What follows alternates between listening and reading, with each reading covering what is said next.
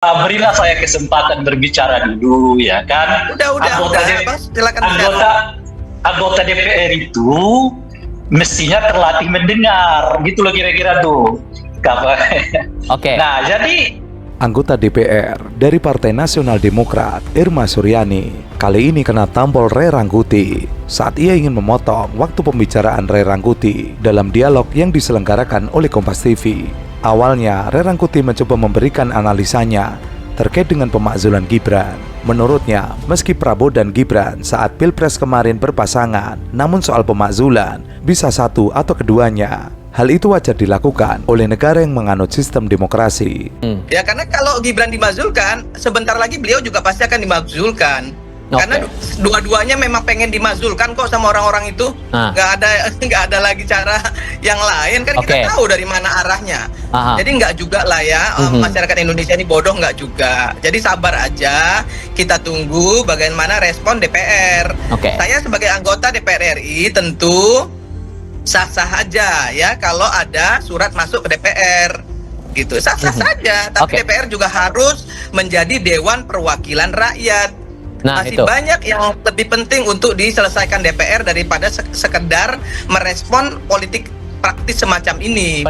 Namun Irma Suryani mencoba memotong. Menurutnya, para purnawirawan tersebut tidak hanya ingin memakzulkan Gibran, tetapi juga ingin memakzulkan Prabowo. Hal itu dibantah oleh Ray Rangkuti, karena menurutnya sampai saat ini Prabowo tidak mengeluarkan satu patah pun terkait dengan usulan pemakzulan Gibran yang dinahkodai oleh para purnawirawan. Gagasan itu Bung Ray.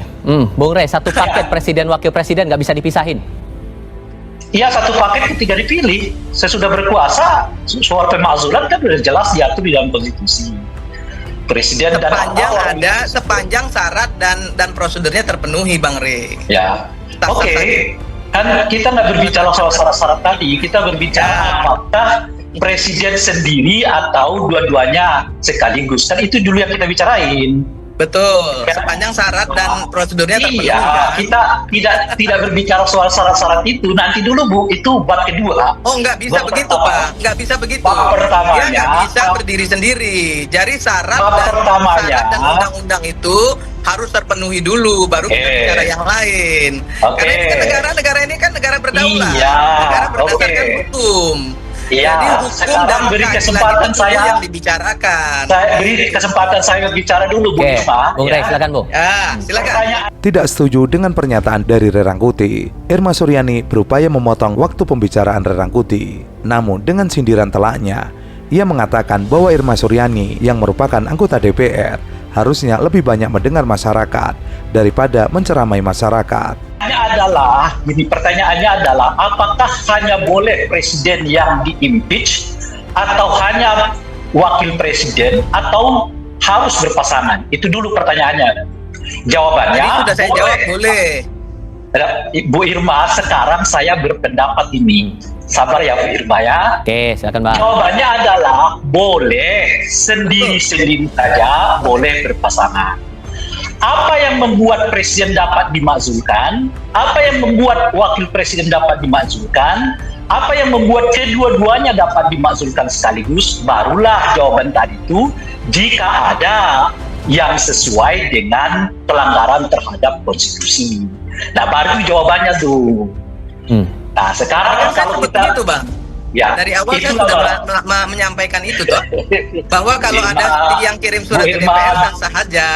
Bu Irma, berilah saya kesempatan berbicara dulu, ya kan? Silakan. Anggota DPR itu mestinya terlatih mendengar, gitu loh kira-kira tuh. Panci aman, Mas? Aman. Aman dan itu sudah inkrah. Nah, itu aku pengen tanya. Itu panci beneran diambil? Sama sekali tidak. Itu fitnah yang paling kejam, paling keji. Tapi katanya ada 3.000 item yang diambil. Bukan diambil. Jadi itu sengaja dikirimkan oleh oknum ke rumah saya untuk kemudian mendiskreditkan saya. Habis itu di blow up dan saya juga nggak ngerti ini tujuannya apa. Sepele banget kan? Sangat sepele dan isinya juga sangat barang-barang yang sangat sepele, ada panci, ada bekas, itu bekas semua, barang bekas semua. Rice cooker dan lain sebagainya. Enggak, rice cooker ada nggak ya? Soalnya nggak saya lihat sih. Sendok. Iya, sendok. Karena barang itu dikirimkan ketika dia terakhir. Waktu itu saya ada di South Korea, di Korea Selatan, kemudian pulang masih di Jakarta, ditelepon sama orang Jogja karena rumah saya kan di Jogja. Oke. Kok ada kontainer datang gitu ya? Katanya barang-barang milik Bapak gitu. Enggak, aku nggak merasa punya barang gitu ya. Yeah. Tapi kontainer ini nutupin, bisa dibayangin kan, Dok? Yeah. Kontainer itu nutupin jalan masuk ke kampung gitu ya, ke rumah saya kan di meskipun di pinggir jalan, tapi kan agak jalan masuk gitu. Nah, jadi supirnya udah mau balik, terus sama orangnya, krunya diturunin aja gitu. Diturunin. Terus saya bilang nggak boleh masuk rumah, ya. Turunin aja di halaman gitu ya. Karena kalau di jalan kan juga saya nggak ngerti ini barang apa. Anggota DPR Irma Suryani sekaligus pembela Jokowi kembali mengeluarkan pernyataan bahwa Roy Suryo adalah panci. Padahal kontroversi terkait panci yang melibatkan Roy Suryo sudah selesai dan ingkrah di pengadilan. Hal itu bermula dari tuduhan bahwa ia membawa pulang barang-barang milik negara saat menjabat sebagai Menteri Pemuda dan Olahraga pada tahun 2018 lalu. Dalam tuduhan itu, Kemenpora mencatat Roy membawa 3.226 unit barang, termasuk panci, karpet, dan kamera. Kasus ini pun memicu julukan Dewa Panci yang disematkan oleh aktivis media sosial seperti Eko Kuntadi dan Mas Joprey yang akhirnya meminta maaf. Nah, barang itu ada di depan rumah sampai kira-kira sekitar 2 mingguan. Sebelum saya akhirnya selesai tugas, ya saya selesai menteri, saya pulang, baru saya lihat, barang apa ini?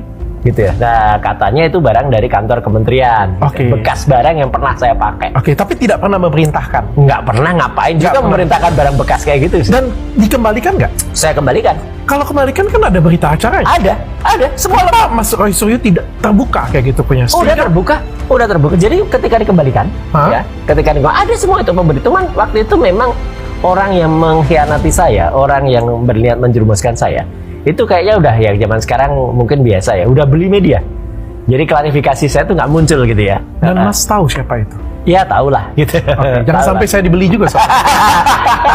tahu lah dan kelompok besar lah gitu. Dan jadi itu memang sudah satu sistem. Dikembalikan ke kantor nolak. Karena dibilang ini barang ini udah bekas, udah bukan lagi jatahnya sini. Kembali ke rumah menteri yang baru bilang juga, wah, menterinya harusnya barangnya nanti baru gitu ya. Nah, akhirnya barang itu saya kembalikan, bisa diterima masuk ke salah satu gudang yang ada di Cibubur. Kantor Kemenpora juga. Ya udah selesai. Udah di situ clear, ada tanda terima, ada semuanya. Semuanya ada tanda terima. Ada dan namun tuduhan tersebut belakangan dicabut oleh Menpora Imam Nahrawi pada tahun 2019 setelah terbukti tidak ada unsur pidana. Roy pun lalu melaporkan Eko dan Mas Jo ke Polda Metro Jaya pada Juni 2021 atas dugaan pencemaran nama baik karena mereka terus menyebutnya Dewa Panci dalam konten YouTube mereka. Ya itu aja. Ternyata si oknum ini ya itu juga sempat nge-show saya, katanya saya membawa barang-barang itu. Terus akhirnya saya lawan kan di Pengadilan Negeri Jakarta Selatan. Dilawan? Oh, saya lawan ya kan, bukan memang bukan saya yang melakukan kan. Dan saya menang.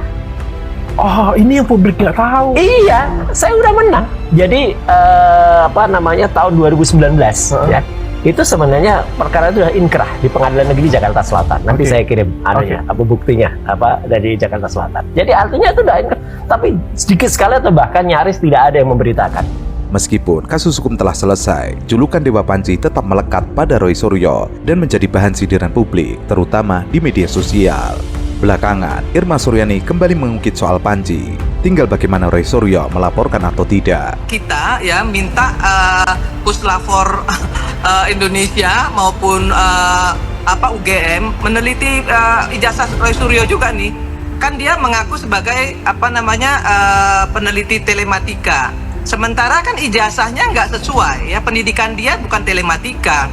Terus siapa yang menobatkan dia sebagai ahli telematika? Saya menuduh dia sebagai ahli telematika palsu. Gitu. Jadi nggak usah juga terlalu banyak cerita lah ya, panci mana panci gitu. Kalau bicara soal soal moral gitu ya, kalau panci aja nggak punya moral, mau bicara moral yang lain lagi gimana ceritanya? Apapun yang terjadi, kalau ada misalnya mislah di antara misalnya penegakan hukum dan lain sebagainya, kan oknum. Nggak bisa kemudian juga digeneralisir.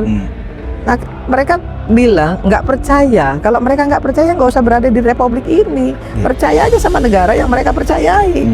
Itu penghinaan loh terhadap Indonesia. Minta dicek di Singapura. Ya jadi warga negara Singapura aja. Gitu. Ini nggak akan pernah selesai orang-orang ini ya. Setelah A dibuktikan dia ngomong B, setelah B dibuktikan dia ngomong C. Nggak ada habisnya. Tangkap orang ini ngacau ini, bikin gaduh republik ini. Kalau saya wah udah tangkap aja. Politikus Partai Nasdem, Irma Suryani Caniago, angkat bicara terkait polemik keaslian ijazah mantan Presiden Jokowi yang terus digulirkan sejumlah pihak. Irma menilai, kelompok yang terus meragukan hasil penyelidikan resmi Bareskrim Polri adalah pihak-pihak yang memaksakan kehendak. Ia bahkan menyamakan kelompok tersebut dengan pihak-pihak yang pernah membantai jenderal-jenderal pada tahun 1965. Irma juga menyentil tuntutan agar keaslian ijazah Jokowi diperiksa oleh laboratorium forensik luar negeri seperti di Singapura. Mereka ini pada dasarnya adalah manusia-manusia yang menghalalkan segala cara, ya kemudian menggunakan hukum rimba, ya. Kemudian mereka ingin apa yang mereka sampaikan itu harus terjadi, pemaksaan kehendak. Ini yang mereka lakukan, bukan soal bicara soal moral lah yang katanya harus begini harus begitu. Panci mana ada moral? Soal panci aja nggak ada moral. Gimana mau bicara yang lebih besar lagi? Panci aja nggak ada moral loh. Soal panci lo nggak ada moralnya, apalagi mau bicara yang lebih besar lagi. Soal kecil loh itu. Dengan nada keras, Irma meminta agar para penyebar fitnah terhadap kepala negara diproses hukum secara tegas. Ia menilai, kelompok yang menyerang pemerintah dengan isu-isu semacam ini bukan hanya menyebar kebencian, tapi juga melecehkan kedaulatan Indonesia. Irma kemudian menyindir Roy Suryo secara personal mengenai julukan Dewa Panci. Seperti diketahui, ketika Roy Suryo lengser dari jabatannya sebagai Menpora, ia dikabarkan membawa barang dari rumah dinasnya. Bahkan barang-barang itu disebut mencapai 3.225 unit, termasuk di dalamnya panci. Kita harus akui, yang kalah ya sudah kalah, nanti 5 tahun lagi kita kontestasi lagi. Itu yang pertama. Yang kedua, kalau mau bicara soal persaingan misalnya nih Bang, ya 2029 takut nih dengan Gibran misalnya kan, ya nggak usah ada kontestasi, nggak usah ikut kontestasi dong. Ya kan, kalau yang punya anak yang mau bersaing dengan Gibran misalnya, yang punya adik ataupun saudara mau bersaing dengan Gibran, ya bersaing aja secara gentle lah gitu ya, secara normatif, ikuti regulasi yang ada gitu. Kenapa harus takut gitu ya? Kenapa harus dengan cara-cara seperti ini gitu? Memalukan menurut saya.